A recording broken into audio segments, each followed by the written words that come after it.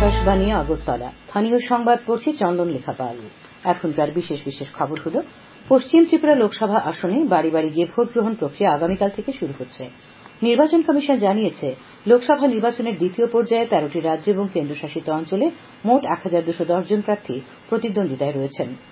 বরিষ্ঠ BJP নেতা প্রধানমন্ত্রী নরেন্দ্র মোদী বলেছেন যে, ভারত দেখিয়েছে লক্ষ্য অর্জন করা অসম্ভব নয়। রাষ্ট্রপতি দ্রৌপদী মুর্মু আগামীকাল বিশ্ব হোমিওপ্যাথি দিবসে নতুন দিল্লির যশোভূমি কনভেনশন সেন্টার দ্বারকায় দুদিনের হোমিওপ্যাথিক সিম্পোজিয়ামের উদ্বোধন করবেন। এবার আসছি বিস্তারিত সংবাদে। পশ্চিম ত্রিপুরা লোকসভা আসনে বাড়ি বাড়ি গিয়ে ভোট গ্রহণ প্রক্রিয়া আগামীকাল থেকে শুরু হবে। ৮৫ বছরের ঊর্ধ্বে বয়স্ক ভোটার, শারীরিকভাবে অসুস্থ এবং প্রতিবন্ধী ভোটার যারা বাড়িতে বসে ভোটদানের আবেদন করেছেন তারা এই সুবিধা নিতে পারবেন বলে জানান পশ্চিম ত্রিপুরা আসনের নির্বাচনী আধিকারিক তথা পশ্চিম জেলার জেলাশাসক ড বিশাল কুমার। শ্রী কুমার বলেন, ১০ ও ১২ এপ্রিল বাড়ি বাড়ি গিয়ে ভোট নেওয়া হবে। বাড়িতে বসে পোস্টাল ব্যালটের মাধ্যমে ভোটদানের জন্য আবেদন করেছেন ৫,০০০ জন ভোটার। নির্বাচন কমিশন জানিয়েছে যে, লোকসভা নির্বাচনের দ্বিতীয় পর্যায়ে ১৩টি রাজ্য এবং কেন্দ্রশাসিত অঞ্চলে মোট ১,২১০ জন প্রার্থী প্রতিদ্বন্দ্বিতায় রয়েছেন। ৮৮টি আসনে মোট ২,৬৩৩টি মনোনয়নপত্র এই পর্বের জন্য দাখিল করা হয়। পরীক্ষা শেষে ১,৪২৮টি মনোনয়ন বৈধ বলে বিবেচিত হয়। গতকাল ছিল মনোনয়নপত্র প্রত্যাহারের শেষ দিন। আগামী ২৬ এপ্রিল দ্বিতীয় পর্বের ভোট গ্রহণ অনুষ্ঠিত হবে। কৈলাসহরের ঊনকোটি কলাক্ষেত্রে আজ আসন্ন লোকসভা নির্বাচনকে সামনে রেখে অতিরিক্ত ভোটকর্মীদের প্রশিক্ষণ কর্মসূচি হয়। এখানে আজ মোট ১২৪ জন সরকারি কর্মচারী অতিরিক্ত ভোটকর্মী হিসেবে প্রশিক্ষণ নেন। নির্বাচন কমিশনের নির্দেশিকা ও তাদের করণীয় কর্তব্য এবং দায়িত্ব সম্পর্কেও অবহিত করা হয়। উল্লেখ্য, ভোট গ্রহণের জন্য প্রতিটি পোলিং বুথে ৫ জনের ভোটকর্মী দলের সঙ্গে অতিরিক্ত ১ জন করে ভোটকর্মী থাকবেন। নির্বাচন কমিশনের নির্দেশ মেনে সেই মতো অতিরিক্ত ভোটকর্মীদের নিযুক্তিও দেওয়া হয়েছে। ঊনকোটি জেলার অতিরিক্ত জেলাশাসক অর্ঘ্য সাহা জানান, ভোটের দিনে ওয়েবকাস্টিং সহ ভোটার শনাক্তকরণ প্রভৃতির কাজ করবেন অতিরিক্ত ভোটকর্মীরা। তাছাড়া মাইক্রো অবজারভার ও সেক্টর অফিসারদের সঙ্গে সমন্বয়ের কাজও করবেন অতিরিক্ত এই ভোটকর্মীরা। পূর্ব ত্রিপুরা লোকসভা আসনের পুলিশ পর্যবেক্ষক ড জেডানি বিজয়া আজ উত্তর জেলা সফর করেন। সকালে ধর্মনগরের বাংলাদেশ সীমান্ত পরিদর্শনকালে তিনি কর্তব্যরত বিএসএফ এর আধিকারিক এবং জওয়ানদের সঙ্গে কথা বলেন। তারপর তিনি বীর বিক্রম ইনস্টিটিউশনের স্ট্রং রুমটি পরিদর্শন করেন। তিনি পানিসাগর মহকুমার বিভিন্ন এলাকাও আজ ঘুরে দেখেন। কৈলাসহরস্থিত ঊনকোটি জেলা শাসক কার্যালয়ে আসন্ন লোকসভা নির্বাচনকে সামনে রেখে আজ বিকেলে তথ্য প্রযুক্তির সঙ্গে যুক্ত সরকারি কর্মী, কম্পিউটার অপারেটরদের প্রশিক্ষণ কর্মসূচি হয়। পোল্ট্রি মনিটরিং সিস্টেম বা পিডিএমএস বিষয়ে প্রশিক্ষণ কর্মসূচিতে উপস্থিত ছিলেন ঊনকোটি জেলার জেলা নির্বাচন আধিকারিক তথা জেলা শাসক দিলীপ কুমার চাকমা, অতিরিক্ত জেলা শাসক অর্ঘ্য সাহা, জেলা প্রশাসনের বরিষ্ঠ উপসমাহর্তা বিজয় সিনহা প্রমুখ। ত্রিপুরা বিদ্যুৎ নিগমের জেনারেল ম্যানেজার টেকনিক্যাল জানিয়েছেন, কালবৈশাখী এবং বর্ষার সময় রাজ্যের বিদ্যুৎ পরিষেবা যাতে অক্ষুণ্ণ রাখা যায় তার জন্য ব্যাপক উদ্যোগ নিয়েছে ত্রিপুরা রাজ্য বিদ্যুৎ নিগম লিমিটেড। রাজ্যের সমস্ত অংশের ভোক্তারা যাতে বিরতিহীনভাবে পরিষেবা পেতে পারেন এজন্য ইতিমধ্যেই কাজ শুরু করা হয়েছে। এই ব্যাপারে রাজ্যের সমস্ত ডিভিশন এবং সাব ডিভিশনের আধিকারিক ও প্রকৌশলীদের নিয়ে বৈঠক করা হয়েছে। ত্রিপুরা পাওয়ার ট্রান্সমিশন লিমিটেড এবং ত্রিপুরা রাজ্য বিদ্যুৎ নিগম লিমিটেড যৌথভাবে এই সংস্কারের কাজে হাত দিয়েছে। এর জন্য ত্রিপুরা রাজ্য বিদ্যুৎ নিগম ইতিমধ্যেই ১৬,৮৮,০০০ টাকার অনুমোদন দিয়েছে। গত ১৬ ফেব্রুয়ারি থেকে এই সংস্কারের কাজ শুরু করা হয়েছে। তিনি আরও জানান, এই মাসের মধ্যেই এই সংস্কারের কাজ শেষ করা হবে। মুখ্যমন্ত্রী ড মানিক সাহা আজ পূর্ব ত্রিপুরা লোকসভা আসনের বিজেপি প্রার্থী কীর্তি সিং দেববর্মনের সমর্থনে ঋষিমুখ বিধানসভার দক্ষিণ সোনাইছড়িতে, জোলাইবাড়ি বিধানসভার জোলাইবাড়ি স্কুল মাঠে এবং মনু বিধানসভার হরিণা স্কুল মাঠে আয়োজিত নির্বাচনী জনসভায় বক্তব্য রাখেন। সভাগুলিতে তিনি রাজ্য তথা দেশের উন্নয়নে বিজেপির বিভিন্ন পদক্ষেপের কথাও তুলে ধরেন। বিজেপি নেতা টিঙ্কু রায়, শুক্লাচরণ নোয়াতিয়া, জিষ্ণু দেববর্মা, প্রমোদ রিয়াং, মাইলা ফ্রুমক প্রমুখ সভাগুলিতে উপস্থিত ছিলেন। রামনগর বিধানসভার উপনির্বাচনে বিজেপি দলের মনোনীত প্রার্থী দীপক মজুমদার আজ মেহের কালীবাড়ি থেকে হারাধন সংঘ হয়ে সুপারিবাগান এলাকায় ভোট প্রচার করেন। সঙ্গে ছিলেন স্থানীয় কর্পোরেটর ভাস্বতী দেববর্মা সহ বিজেপি কার্যকর্তারা। লোকসভা আসনে বিজেপি প্রার্থী বিপ্লব দেবের হয়েও প্রচার করেন তিনি।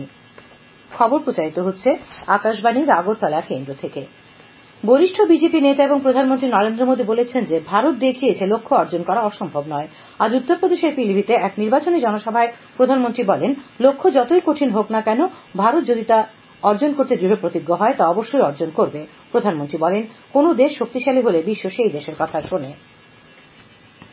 রাষ্ট্রপতি দ্রৌপদী মুর্মু আগামীকাল বিশ্ব হোমিওপ্যাথি দিবসে নতুন দিল্লির যশোভূমি কনভেনশন সেন্টার দ্বারকায় দুদিনের হোমিওপ্যাথিক সিম্পোজিয়ামের উদ্বোধন করবেন। আয়ুষ মন্ত্রকের তত্ত্বাবধানে central council for research in homeopathy বা CCRH দ্বারা আয়োজিত সিম্পোজিয়ামের বিষয় গবেষণার ক্ষমতায়ন, দক্ষতা বৃদ্ধি। এর লক্ষ্য হল সামগ্রিক স্বাস্থ্য এবং সুস্থতাকে উন্নত করা এবং হোমিওপ্যাথি গবেষণার জন্য উন্নত কৌশল ব্যবহারের দিকে এগিয়ে যাওয়া। খোয়াই জেলা প্রশাসনের উদ্যোগে আসন্ন লোকসভা নির্বাচন উপলক্ষে चुनाव का पर्व देश का गौरव এই স্লোগানকে সামনে রেখে আজ খোয়াই সরকারি দ্বাদশ শ্রেণী বিদ্যালয়ের মাঠে প্রীতি ভলিবল প্রতিযোগিতা অনুষ্ঠিত হয়। এই প্রতিযোগিতায় বিএসএফ, জেলা পুলিশ এবং স্থানীয় দল অংশগ্রহণ করে। প্রতিযোগিতার সূচনা করেন খোয়াইয়ের জেলা শাসক চাঁদনী চন্দ্রন। তাছাড়া খোয়াই মহকুমা শাসক মেঘা জৈন, মহকুমা পুলিশ আধিকারিক প্রসূনকান্তি মজুমদার সহ পুলিশ প্রশাসন এবং জেলা প্রশাসনের অন্যান্য আধিকারিক উপস্থিত ছিলেন। খেলায় স্থানীয় দল চ্যাম্পিয়ন হয়েছে। স্থানীয় দল বিএসএফকে 2-0 সেটে হারিয়ে দেয়। চ্যাম্পিয়ন দলের হাতে ট্রফি তুলে দেন জেলা শাসক চাঁদনী চন্দ্রন। লোকসভায় পশ্চিম আসনে ইন্ডিয়া জোট সমর্থিত কংগ্রেস প্রার্থী আশিস কুমার সাহা এবং রামনগর বিধানসভার উপনির্বাচনে সিপিআইএম প্রার্থী রতন দাসের সমর্থনে আজ আগরতলার গোলচক্কর চৌমুহনীতে নির্বাচনী সভা হয়। সভায় সিপিআইএম পলিট ব্যুরো সদস্য তথা প্রাক্তন মুখ্যমন্ত্রী মানিক সরকার ধর্মনিরপেক্ষ মতাদর্শের উপর ভিত্তি করে সমাজের সব অংশের মানুষের মূল সমস্যা সমাধানের উপর গুরুত্ব আরোপ করেন। বিধায়ক সুদীপ রায় বর্মন এক দেশ এক ভোটের বিরোধিতা করে বক্তব্য রাখেন। সভায় অন্যান্যদের মধ্যে বক্তব্য রাখেন কংগ্রেসের পশ্চিম ত্রিপুরা লোকসভা আসনের প্রার্থী আশিস কুমার সাহা, সিপিআইএম রাজ্য সম্পাদক মন্ডলীর সদস্য মানিক দে, রামনগর বিধানসভা কেন্দ্রের সিপিআইএম প্রার্থী রতন দাস প্রমুখ। এদিকে বাধারঘাটের সর্বধর্ম মিশন ময়দানে ইন্ডিয়া জোটের এক নির্বাচনী সভা আজ হয়। সভায় বক্তব্য রাখেন বিরোধী দলনেতা জিতেন্দ্র চৌধুরী এবং পশ্চিম ত্রিপুরা লোকসভা আসনের কংগ্রেস প্রার্থী আশিস কুমার সাহা। রামনগর বিধানসভার উপনির্বাচনে বিজেপি প্রার্থী তথা পুর মেয়র দীপক মজুমদারের সমর্থনে পুর নিগমের 36 নম্বর ওয়ার্ড এলাকায় আজ এক পদযাত্রার আয়োজন করা হয়।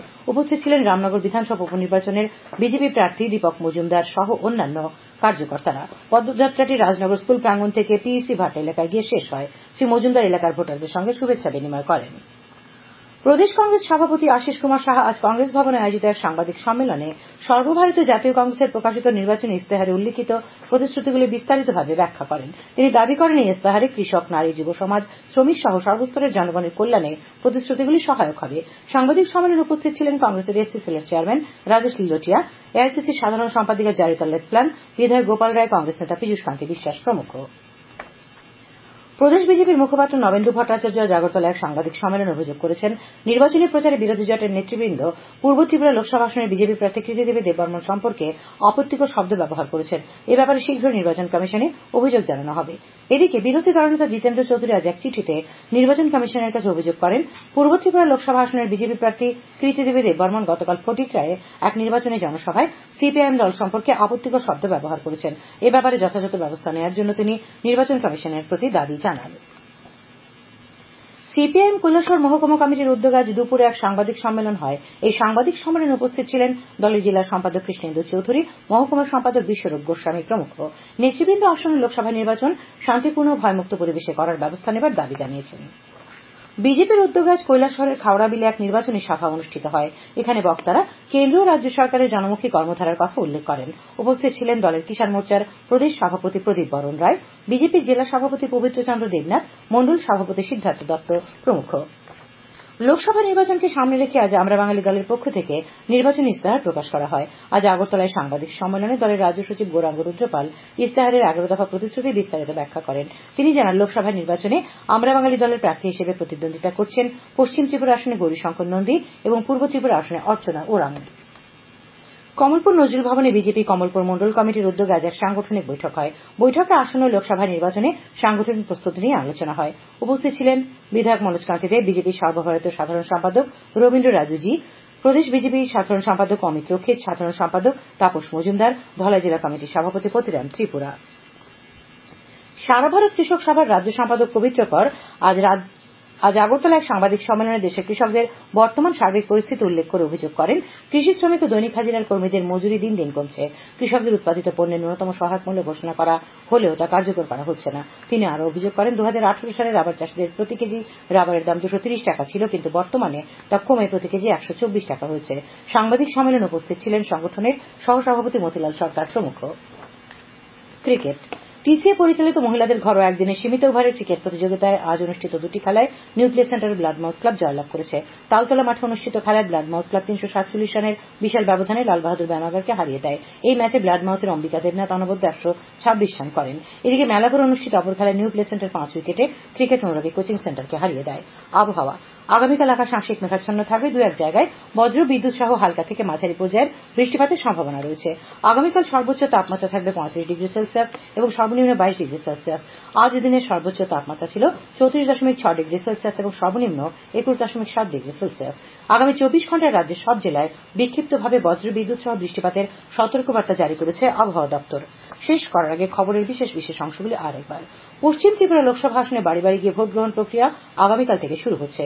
নির্বাচন কমিশন জানিয়েছে লোকসভা নির্বাচনের দ্বিতীয় পর্যায়ে 13টি রাজ্য এবং কেন্দ্রশাসিত অঞ্চলে মোট 1210 জন প্রার্থী প্রতিদ্বন্দ্বিতায় রয়েছেন। বরিষ্ঠ বিজেপি নেতা প্রধানমন্ত্রী নরেন্দ্র মোদী বলেছেন যে ভারত দেখিয়েছে লক্ষ্য অর্জন করা অসম্ভব নয়।